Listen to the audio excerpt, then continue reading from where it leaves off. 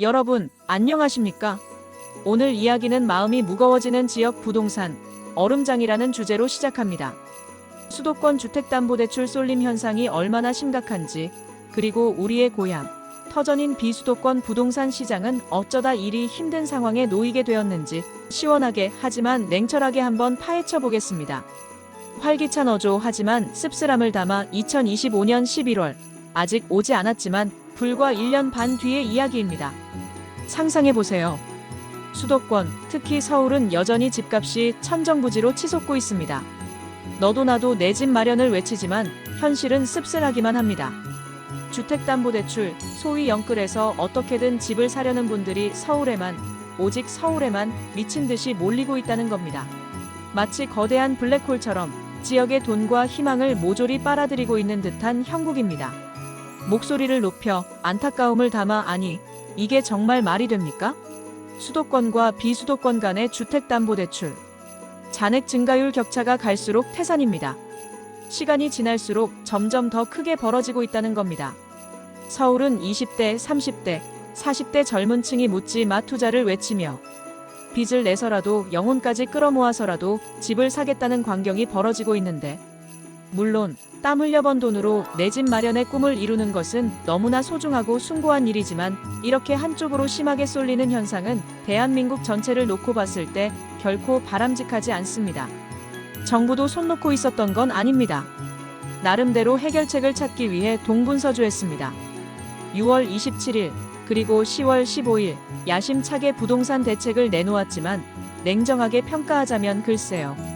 40대 이하 젊은 층의 뜨거운 서울 선호 현상을 잠재우기에는 턱없이 부족했던 것 같습니다. 이러다 전월세 시장까지 나쁜 영향을 받아서 걷잡을 수 없이 지역 격차가 더욱 심화될까봐 밤잠을 설칠 지경입니다. 한숨을 쉬며 안타까운 표정으로 더 큰 문제는 바로 비수도권입니다. 이곳은 지금 부동산 혹한기라는 표현조차 무색할 정도로 그야말로 꽁꽁 얼어붙었습니다. 수도권은 금리 인하라는 한 줄기 희망에 기대어 어떻게든 영끌에서 집을 사려는 사람들이 줄을 잇고 있지만 비수도권은 인구 감소라는 직격탄에 설상가상으로 지역 경제 침체라는 쓰나미까지 겹쳐서 이제는 집을 사려는 사람 자체가 실종될 위기에 처해 있습니다.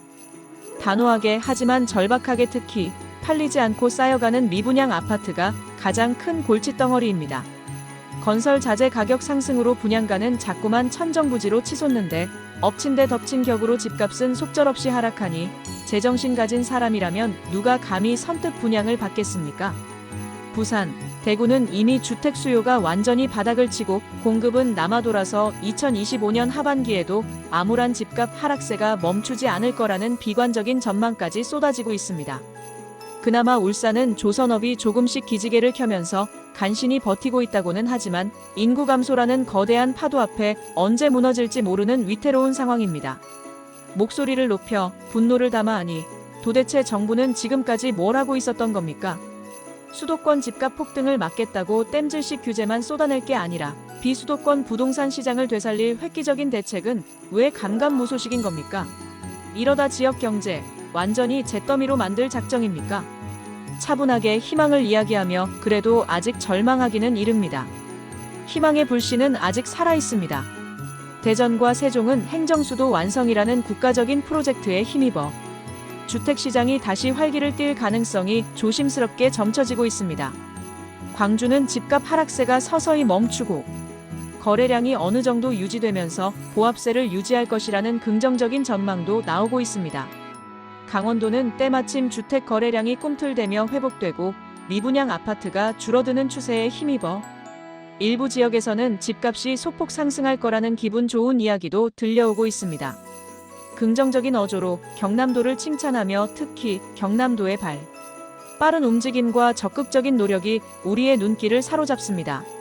정부의 다주택자 취득세 중과세 폐지, DSR 제도 비수도권 미적용 등을 강력하게 건의하고 LH 매입, 임대사업 지방 배정 확대 등을 끈질기게 요구하고 있다고 합니다. 그렇습니다. 바로 이렇게 적극적으로 나서서 목소리를 높여야 합니다. 목소리를 높여 정부에 촉구하며 저는 정부에 강력하게 촉구합니다. 이제는 수도권 규제라는 낡은 틀에서 벗어나 비수도권, 부동산 시장 활성화를 위한 실질적이고 파격적인 대책을 즉각 시행하십시오. 지역 경제를 되살리고 대한민국 국민 모두가 골고루 잘 살 수 있는 진정한 균형 발전을 이루기 위한 근본적인 해결책을 지금 당장 찾으십시오. 걱정스러운 표정으로 현실을 직시하며 안타깝게도 지금 은행들은 연말이 코앞이라 대출 한도가 바닥을 드러내고 있다고 합니다. 그래서 울며 겨자 먹기로 대출 창구를 닫는 은행들이 속출하면서 막차를 타려는 수요가 폭발적으로 증가하고 있다는 우울한 소식도 들려옵니다. 가뜩이나 어려운 경제 상황에 가계대출이 또다시 뇌관처럼 터져버릴까봐 밤잠을 이루지 못할 지경입니다. 설상가상으로 부동산 대책 효과에 대한 의문과 금리 인하에 대한 기대감이 점점 사라지면서 시장 금리가 춤을 추고 주택담보대출 변동금리 상단이 무려 6%를 넘어섰다는 충격적인 소식도 들려옵니다. 다시 목소리를 높여 경고하며 눈덩이처럼 불어나는 가계. 부채는 대한민국 경제를 침몰시킬 수 있는 가장 위험한 시한폭탄입니다. 정부는 뒤늦게 토지거래 허가제를 시행하고 주택가격에 따른 대출 한도를 억지로 축소하는 등 땜질식 규제를 강화하고 있지만 솔직히 말해서 이것만으로는 역부족입니다. 보다 근본적이고 현실적이며 미래지향적인 대책이 절실합니다. 결론, 희망을 이야기하며 사랑하는 대한민국 국민 여러분, 수도권 부동산 시장 과열과 비수도권 부동산 시장 침체라는 이 불균형적인 상황은 더 이상 묵과할 수 없습니다. 정부는 지금이라도 늦지 않았으니 균형 잡힌 시각과 과감한 결단력을 바탕으로 부동산 정책을 전면적으로 재검토하고 지역 경제를 되살려 대한민국 국민 모두가 공정하고 행복하게 그리고 풍요로운 삶을 누릴 수 있는 희망찬 미래를 만들어 나가야 합니다. 오늘 이야기는 여기까지입니다. 긴 시간 함께 해주셔서 진심으로 감사합니다.